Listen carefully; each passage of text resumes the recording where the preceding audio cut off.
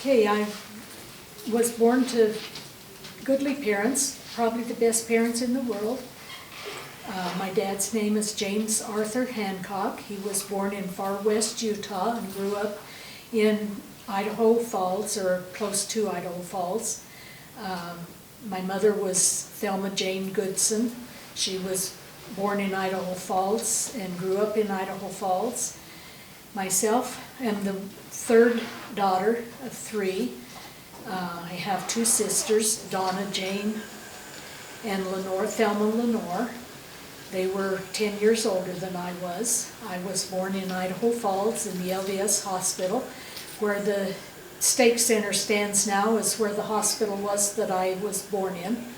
The Stake Center, I should say, next door to the temple.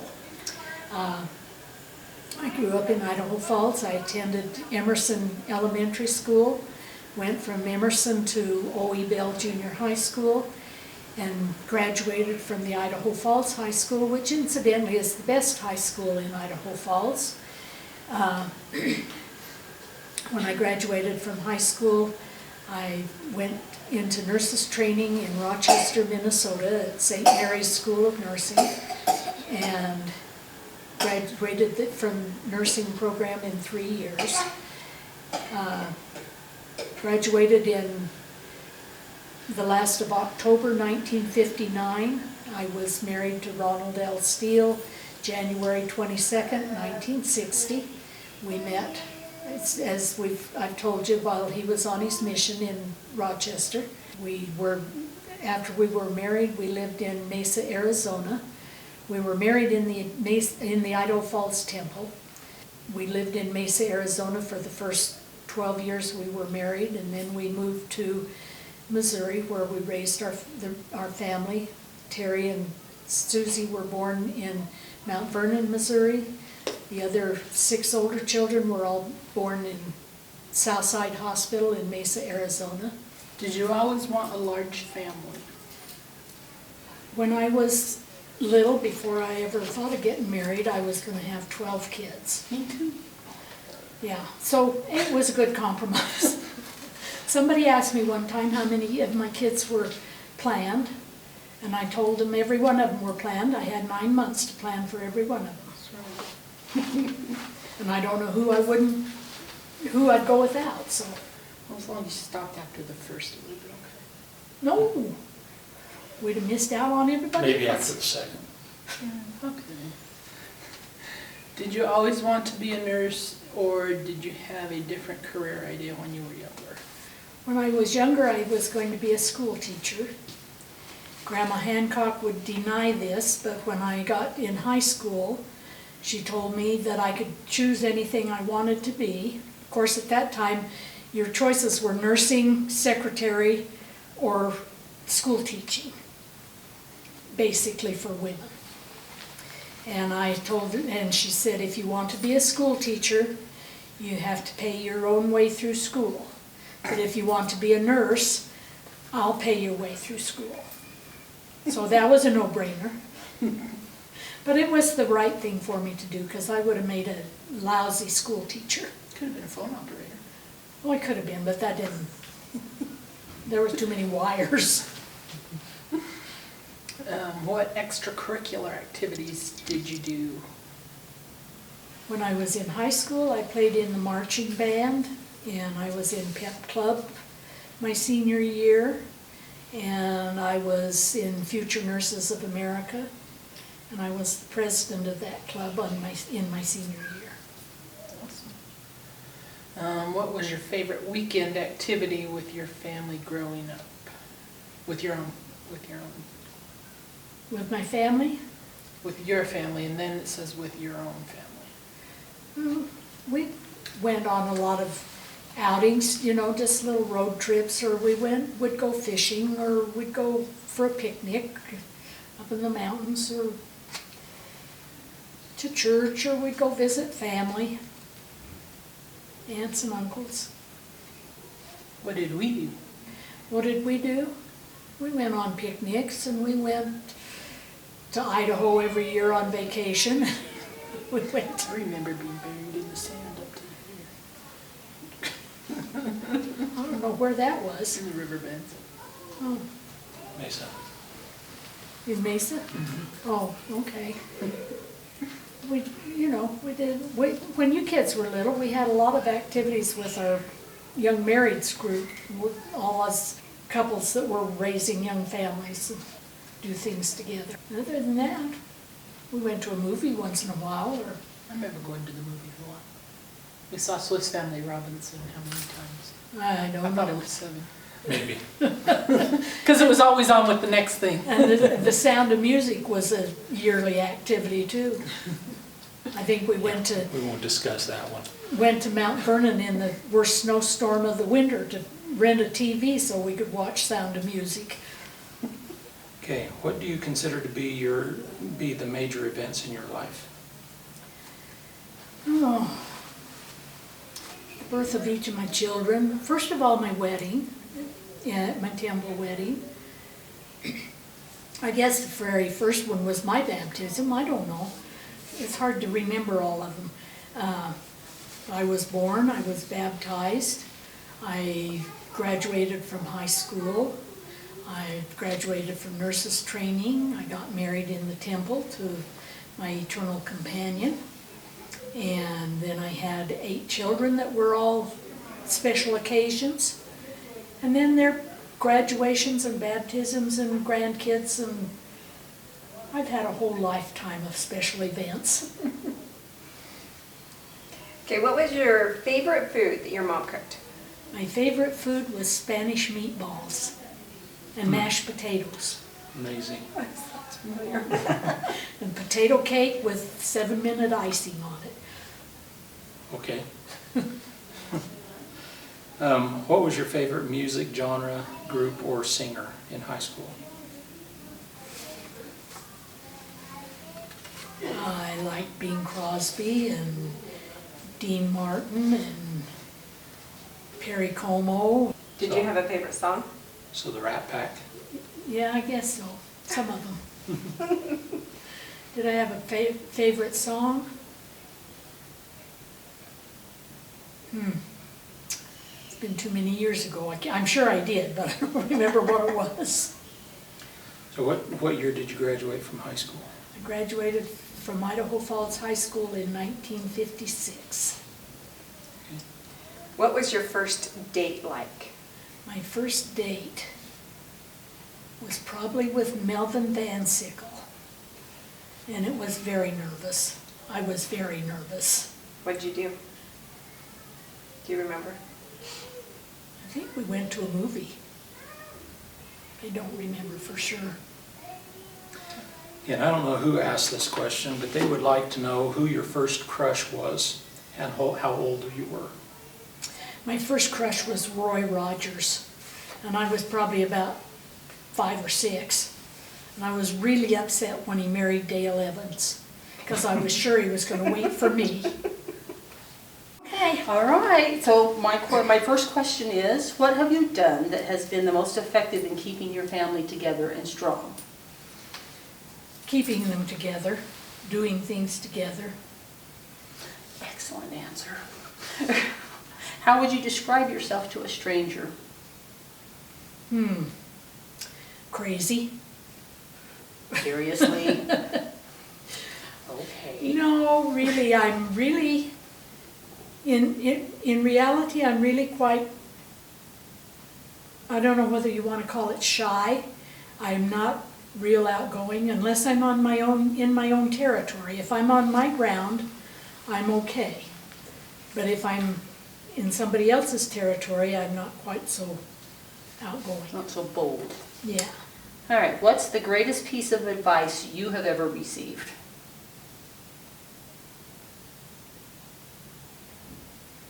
Greatest advice I've ever received. Probably to take things one day at a time, to do the best I could with the situation and leave the rest of it up to the Lord. And who gave you that advice? I don't know. It's really good advice. My dad gave me lots of advice, but on the spur of the moment, I'd have to think about it and write it down. Okay, we'll do that. What was it like going through nursing school? Oh, those nuns were really tough on us. Okay, let me tell you, for all you young girls that are 18 to 21, we had to be in by 10 o'clock. We had 2 nights a month. Our first year, we had 2 nights a month that we could have an overnight, which meant we could go home if we lived close enough for the weekend. Or we could have, and 2 lates, which meant we could stay out until midnight. Or if we didn't use our overnights, we could stay out 4 nights in the month till midnight. But we had to be in at midnight because the dorm doors were locked and they took call. They made checks on us. Our first year we spent from 8 o'clock to 10 o'clock in our rooms studying, and they made rounds to make sure that we were there studying. If you were a smoker, you had to go to the lounge to smoke. You couldn't smoke in your rooms. We could not wear jeans or long pants, slacks off campus. They were supposed to be dresses. Let's see, what else did we have to do? A lot of rules. Our second year, we got 4 late nights and 4 overnights a month. If we were babysitting, we could stay out until midnight without counting it as a late. People used to call the dormitory and leave their name and telephone number if they wanted a babysitter. And they'd post them on the bulletin board, and then we would call and say we were available. And we made 50 cents an hour because we were professional babysitters. Wow. Yeah. That's big time. Exactly. Our senior year, we got 4 lates and 4 overnights a month. Or 8 lates and 8 overnights. Wow. I don't know. Just They go wild. let us go wild our senior year. Yeah, sounds like it. What were your favorite hobbies and activities growing up? Oh, I like to ride my bicycle. I like to do needlework, embroidering, and I learned to crochet. My grandma taught me how to crochet. She taught me all the stitches, but she didn't teach me how to read directions. That's a problem. It was not until I was married that I finally sat down and learned how to read directions to crochet. I think I learned how to knit while I was in nurses training. Those are things you taught me how to do. Yeah. So I appreciate it. I learned to cook when I was young because that was my responsibility. My mother worked and my dad worked, and it was my responsibility to come home from school and get supper started. We ate a lot of hamburgers one year. I even got tired of hamburgers. Yeah, that Yeah. can happen. Okay, what were your favorite, or excuse me, what was the worst date you've ever been on? Oh, I went on a blind date while I was in nurses training, and he was like an octopus. And Did you go home early? well, as soon as they'd take me home, we were double dating. It was a battle. Yeah, it's not fun. Been on one of those before. Yeah. Well, that's all the questions that my kids ask. Okay. Yeah, so I think we're good. We're on go. Okay, how old were you when you bought your first home? We bought our first home the year after, we moved into it the year after we got married. And we borrowed $7,000 to build it. And we didn't have quite enough, so we had to borrow another $500 to finish it. How old were you? Well, I was 21, 22, 22, I guess. Almost 23. Okay. How about when you bought your first car? I didn't have a car until we got married. Huh? How'd you survive? Well, it wasn't easy, but, you just walk. It's a new concept. Uphill both ways. Uphill both ways In in a the foot of snow. snow. Barefoot. Well, you were in Idaho, so what is Wisconsin? Not Wisconsin. No, Minnesota. Minnesota. right next door. You can- My turn? Okay. What have you done as a mother to keep your family centered on Christ?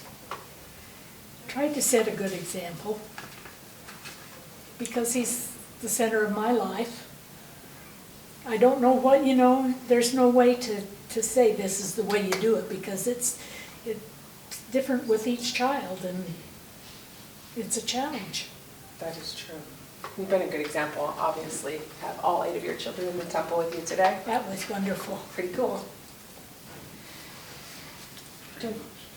What has been the most interesting historical event in your lifetime?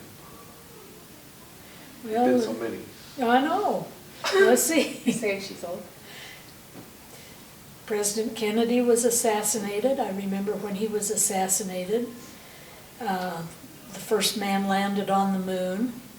I remember that. I think I was at work when we were listening to him, broadcasting that he was getting out and walking on the moon.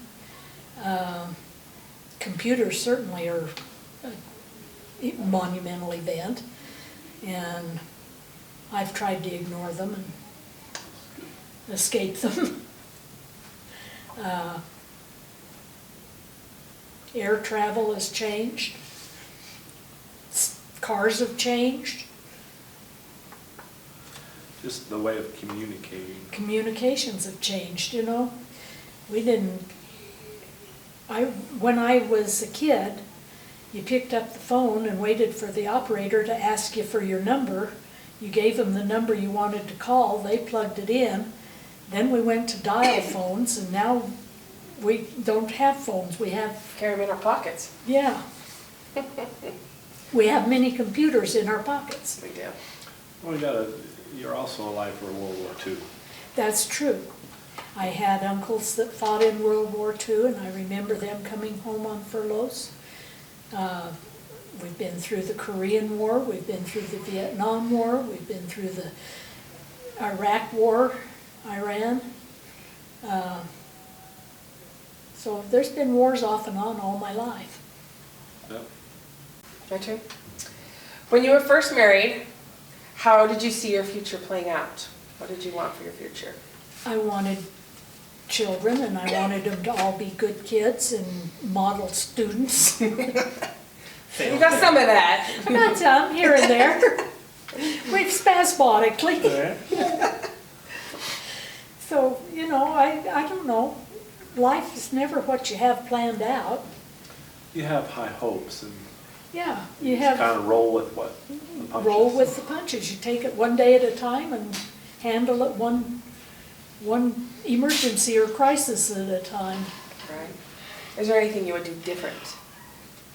Yes, I would find a husband that was gonna stick with the program. That would be.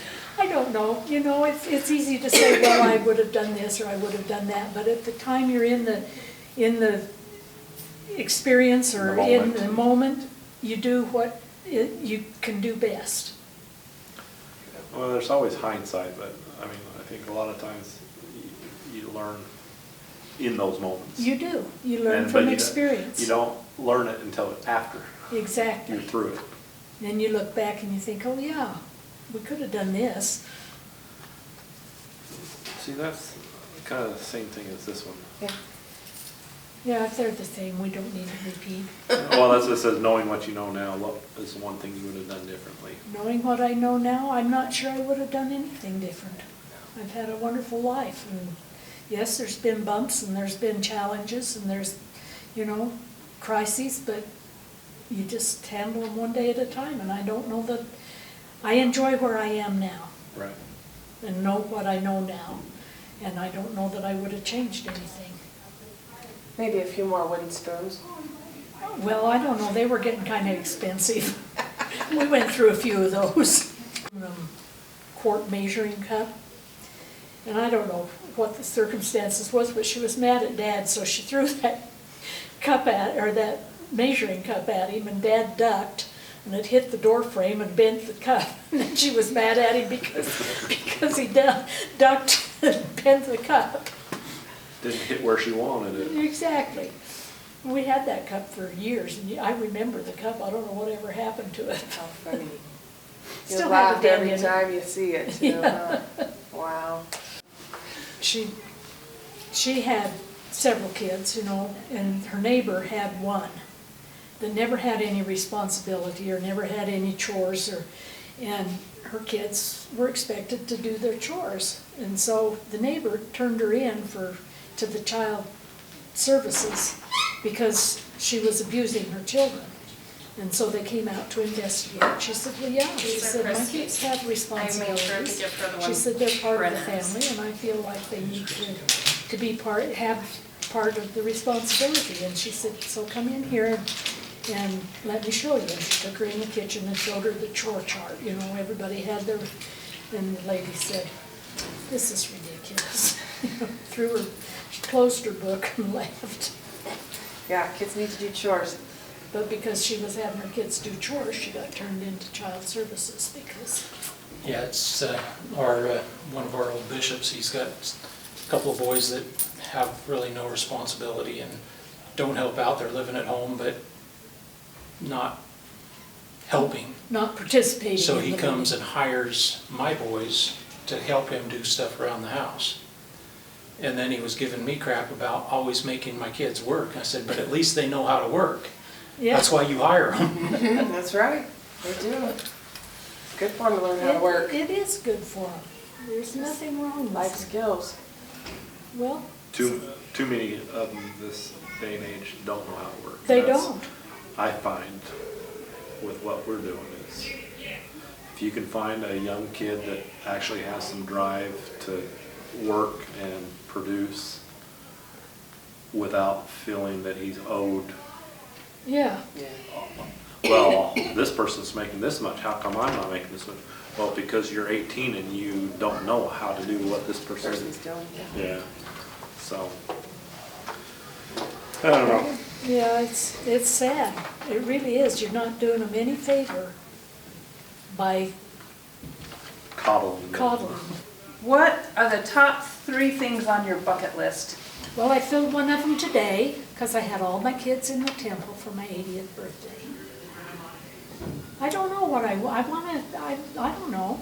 It depends on the day. Some days I want to go on a cruise, but I haven't done that yet. I'll take you. Okay. I want to go to Alaska, if that makes Oh, a no, you'll difference. have to go with him. I'll take it. Okay, Scott will take you. Good, good. I'm glad I got companions. Too cold. Not in the summertime. It's warmer up there than it is down here sometimes. I get the time that it wasn't warm. Oh, I don't like that. okay, Okay, you got one more. okay.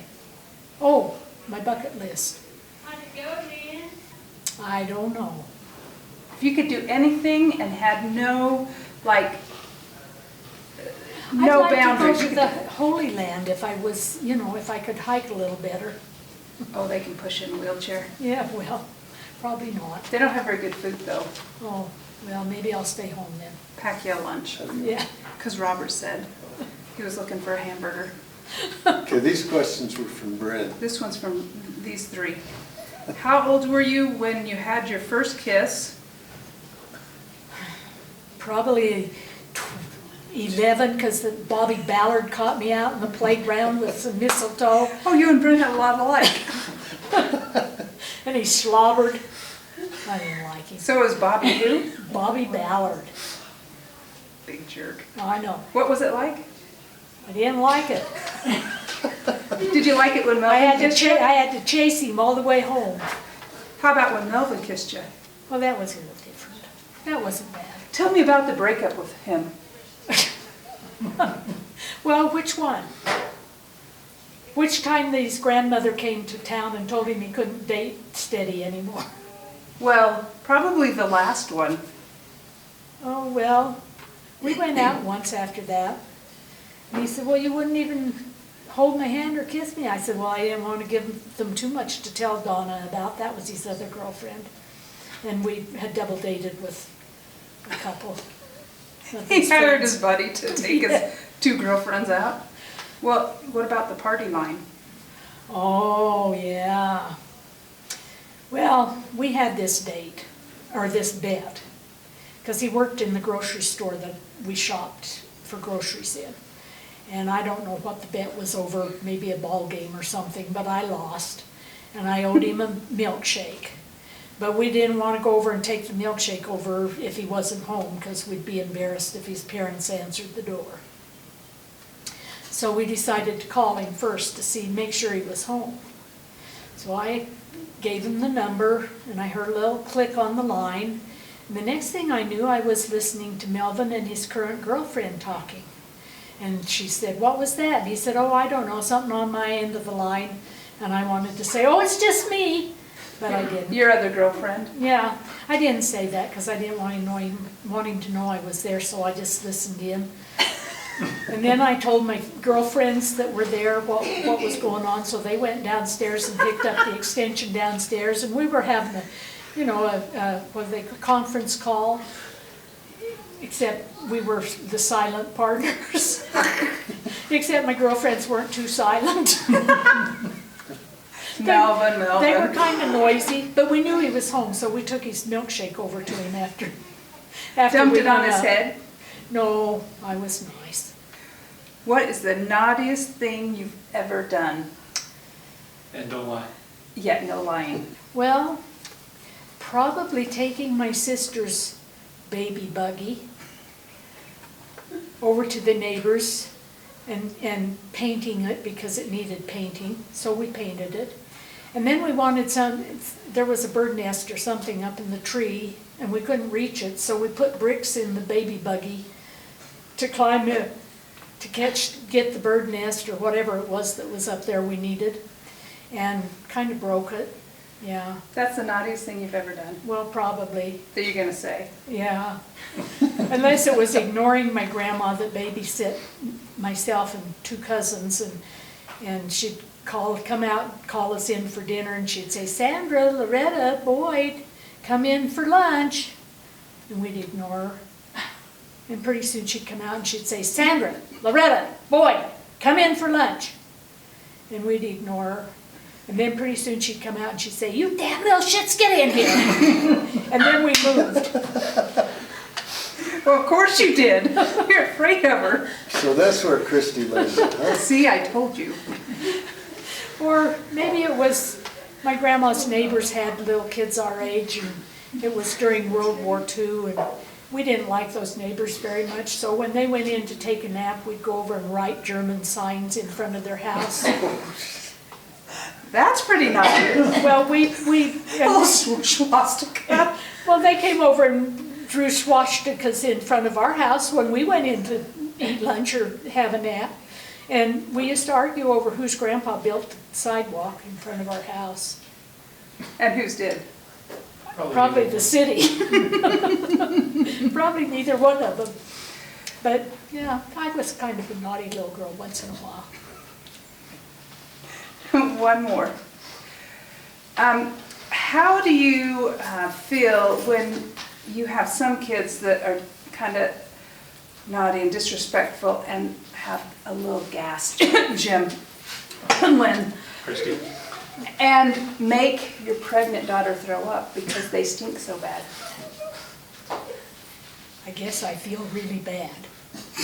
She didn't feel bad at all, did she? Oh, you need to include yourself in that system. Yes, you do. What?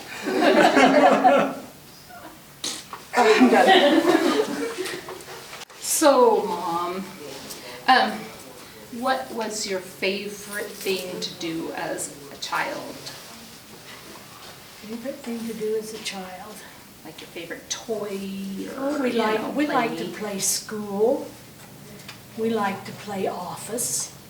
And we would, we built intercom machines, or at least painted them on the rocks.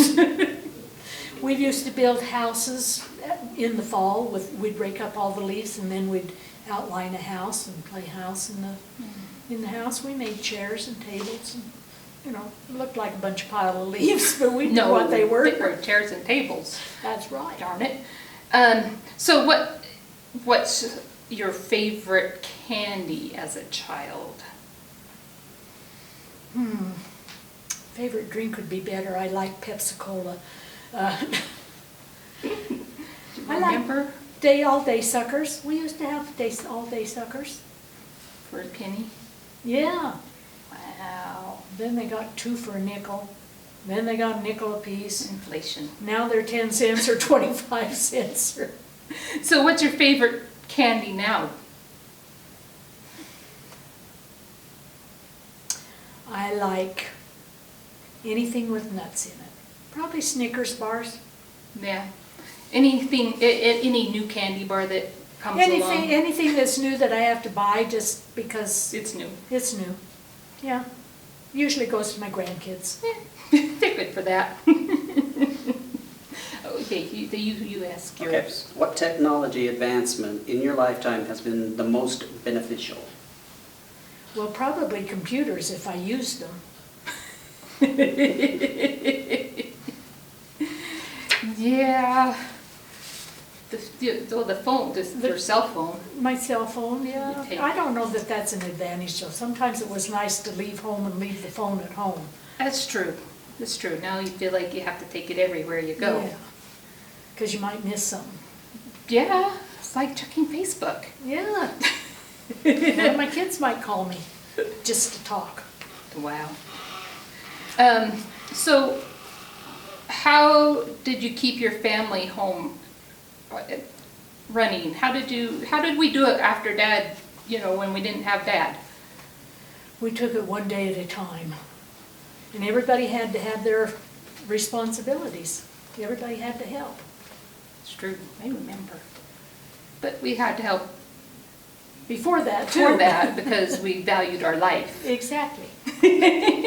And sometimes we had to help after because we valued our life. Exactly. There was more than one use for a wooden spoon. I know. I'm not sure what the second one is, but I know the first. Well, you could, sometimes you use it to cook, to stir things. So, what is your childhood like? Like, what would be something that you want your grandkids and great-grandkids to know? I think the biggest thing that I would like my grandkids and great-grandkids to know is respect and responsibility. That was something that we were taught. When I was little, I remember my folks, the thing that was the biggest deterrent for me, because I was a normal teenager, and I can remember thinking, I'm big, I can make my own decisions, and I can remember getting a little mouthy once in a while, and all my folks had to do was look at me and say, who do you think you're talking to? And I just melted, because the biggest thing we were taught was respect. And I think we're missing that in a big way nowadays. Not my kids, so. and not my grandkids. Oh, I don't know about that. Well, they have their days, they're normal, but, like I say, I think responsibility and respect. See, this is off script. Okay, How many great-grandkids do you have today? I haven't counted them lately, but I think about 24. There's either 24 or 26. I need to run a tally again. I was trying to think of that.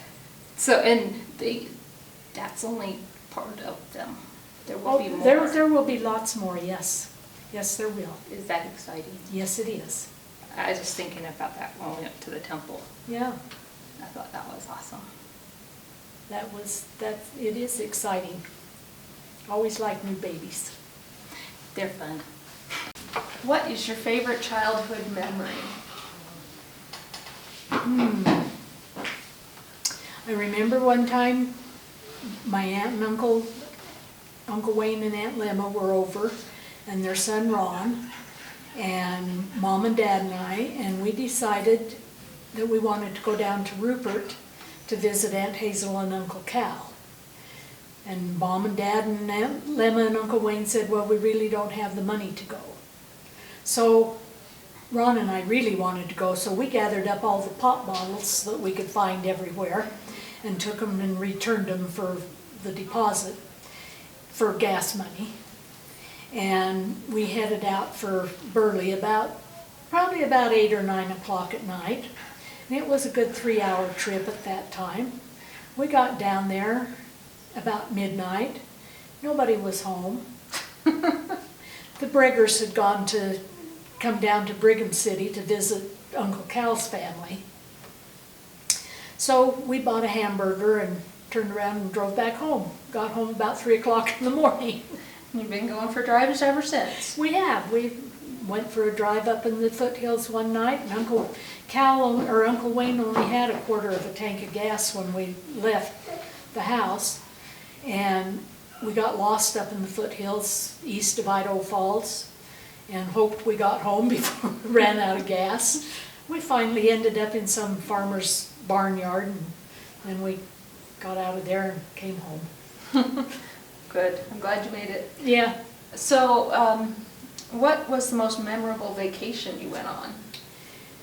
Well, let's see. One year, I probably was about maybe 11. My mom and I came down and spent 2 or 3 days in Ogden and stayed in a hotel, and then we came down to Salt Lake and spent 3 or 4 days down here.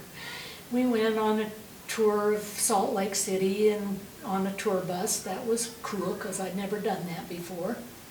And just went shopping and just had fun with the two of us. One night we decided we were hungry, and so Mom was going to go down to the restaurant in the hotel and get us a sandwich, and she said, "Now, don't go to sleep." Okay, I won't. So she came back. Sure enough, I was sound asleep. She finally ended up having to go down and have the bellboy come up and open the door for her so she could get in the room because it was locked. Good. Well, I'm glad you got to go and you finally found your mother again. Yes, I did. What time in your life did you lean on God the most? Probably, well, always, but most of all, I guess when your dad was sick and in the hospital and raising kids and through those trials. And people would try to tell me how brave I was, and I'd tell them I didn't want to be brave and strong. I wanted somebody to lean on, and so I leaned on the Lord. And every once in a while, and this has been all through my life, when things get the hardest is when Sandra's trying to do it all by herself.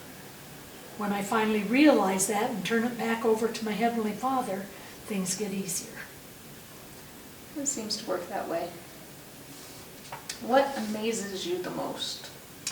What amazes me the most is that all 8 of my kids grew up to be outstanding citizens, upstanding citizens, in spite of me. Did you ever question? Well, I question my ability, not so much theirs. Well, we all think you did a pretty amazing job. Make it look easy. Thank you. A lot to live up to. It wasn't easy. Okay, Mom.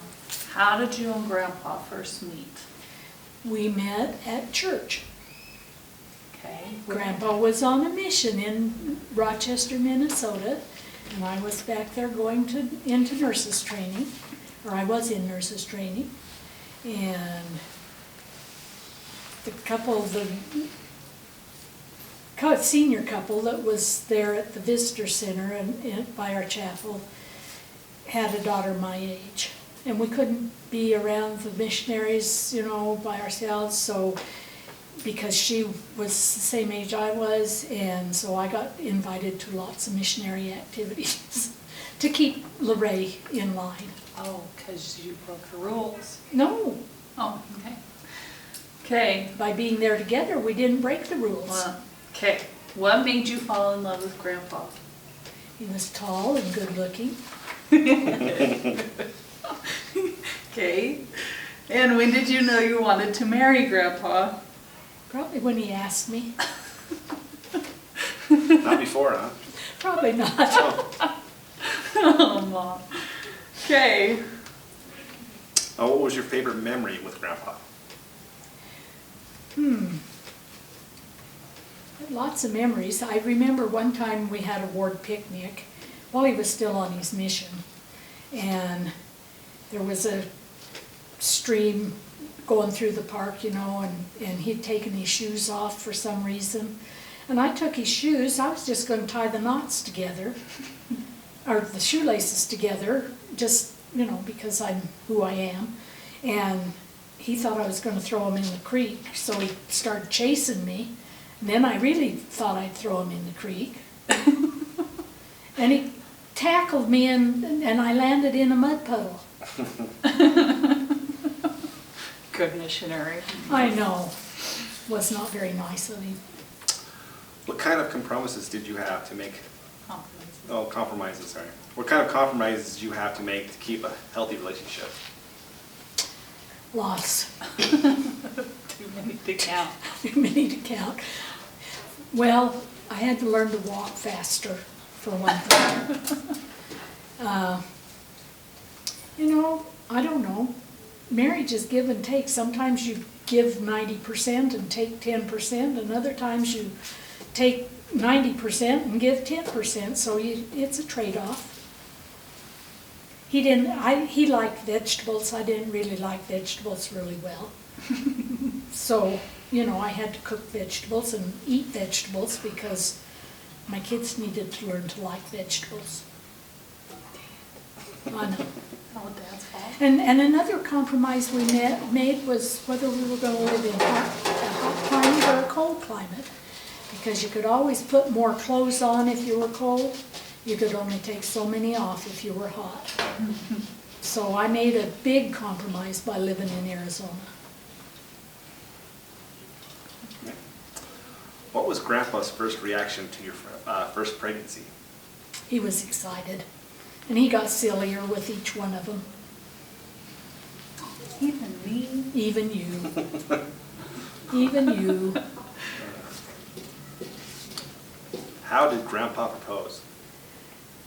We were in the foyer of the nursing home where I lived, because he couldn't go back in the living quarters because it was, you know, that was against the rules. But we were sitting out in the foyer, and he was coming home from his mission. He'd been released from his mission and had stopped in Rochester and asked me to marry him.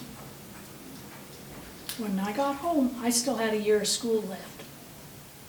So we had a little ways, you know, long distance romance coming up. All right.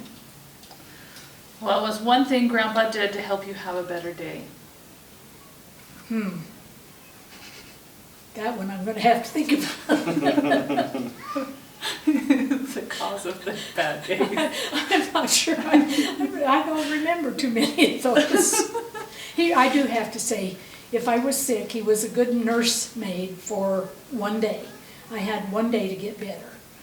After that, I was on my own. All right. Since Grandpa's passing, when have you felt his presence or known that he was there?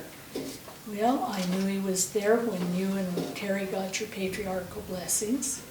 I knew he was there in the temple when each of you got married. And every once in a while, I just feel his arm around me and know he's still keeping track of us. What do you think life would be different if Grandpa were still here? Well, I'm sure it would be very, very different.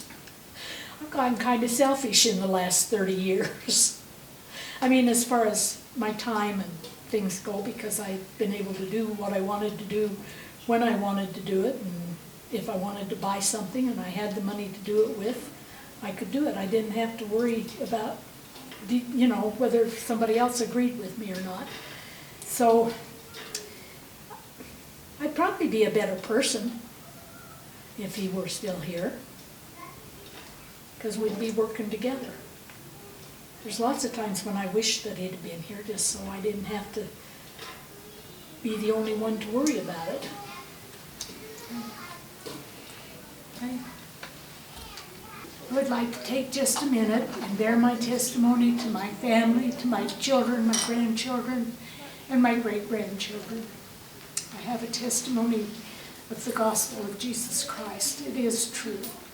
I have a testimony of my Father in heaven, my Savior Jesus Christ. They live and they know each of us by name. I know that they've been with me and they've helped me. I've never ever felt like I had to do anything alone. When times have been rough and things have been hardest, it's usually because Sandra's trying to do it by herself, because I've been a very independent person most of my life. And when I realize that and turn it back over to the Lord, things get easier. I have a testimony of the truth of the gospel. I know Jesus Christ lives. I know Joseph Smith was a prophet of God and was instrumental in restoring the gospel. That it was through Joseph Smith that the gospel was restored. And I've been thinking a lot lately about how thankful and grateful I am for all those that have gone before me that have made my life possible. I appreciate that and I thank them. And I love my family. They've been my biggest treasure and my biggest joy, and continue to be so. And I know that we're just getting started. We're going to be a big group one day. And I'm truly thankful for all the blessings that my Father in heaven has given me. And I say this in the name of Jesus Christ. Amen. So what was it like having a dad as a zookeeper? It was great. I got to go in the bear den, in the pen. I got to go in the cougar pen. I got to go, I don't think I went in the monkey pen, but one year we had a parade for the, I think the 23rd of July, and the park, or the zoo sponsored the float. So they put a rack on the back of the pickup and had an elk in the back of the pickup in the pen. And then they were going to put a monkey on each corner up on top of the rack. And my dad caught one monkey and put the collar on it and the chain and had it.